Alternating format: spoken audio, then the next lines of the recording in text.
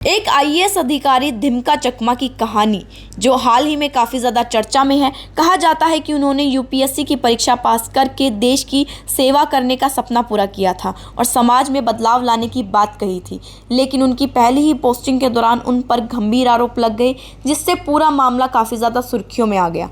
8 जून 2025 को उड़ीसा के कालाहाटी जिले के धर्मगढ़ सब डिवीज़न में तैनात डिप्टी कलेक्टर धीमान चकमा को विजिलेंस टीम ने कथित तौर पर 1 लाख रुपए की रिश्वत लेते हुए गिरफ्तार किया। आरोप था कि उन्होंने एक स्थानीय व्यापारी से किसी काम के बदले पैसे मांगे थे। इसके बाद उनके सरकारी आवास पर भी तलाशी ली गई, जिसमें जांच एजेंसियों के अनुसार 47 लाख रुपए नकद मिले। इस घटना के बाद मामला तेजी से फैल गया और मीडिया में भी खूब चर्चा का विषय बना, क्योंकि वह एक युवा आईएएस अधिकारी थे और उनकी यह पहली पोस्टिंग थी।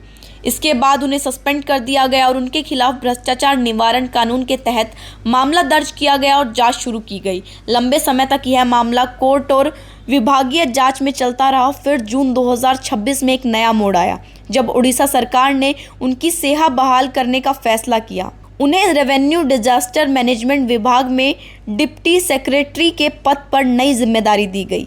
इस फैसले के बाद सोशल मीडिया और राजनीतिक हलचलों में बहस शुरू हो गई। कई लोगों ने सवाल उठाए कि जिन अधिकारियों पर भ्रष्टाचार का गंभीर आरोप है, उन्हें इतनी जल्दी वापस सेवा में क्यों लाया गया? क्या यह सही कदम है? वहीं सरकार की तरफ से यह कहा गया कि बहाली किसी क्लीन चिट के आधार पर नहीं की गई है, बल्कि सेवा नियमों और लंबे सस्पेंशन से जुड़े प्रावधानों के तहत यह निर्णय लिया गया है। सरकार का यह भी कहना है कि उनके खिलाफ चल रहे केस अभी अदालत में है और विभागीय जांच भी जारी है, इसलिए अंतिम फैसला न्यायालय और परिणामों पर निर्भर करेगा। अगर आरोप साबित होता है तो आगे कार्रवाई होगी। धीमान चकमा की पृष्ठभूमि की बात करें तो उन्होंने 2019 में यूपीएससी पास करके भारतीय वन सेवा में चयन पाया था, लेकिन उनका लक्ष्य आईएएस बनना था, जिसके बाद उन्होंने 2020 में फिर से परीक्षा देकर आईएएस की रैंक हासिल की। शुरुआत में उन्होंने कहा था कि वे समाज सेवा करेंगे, खासकर क्षेत्रों में विकास के लिए काम करेंगे, लेकिन अब उनके ऊपर लगे आरोपों और बहाली को लेकर सवाल उठ रहे हैं, जिससे यह मामला लगातार चर्चा में आ गया है।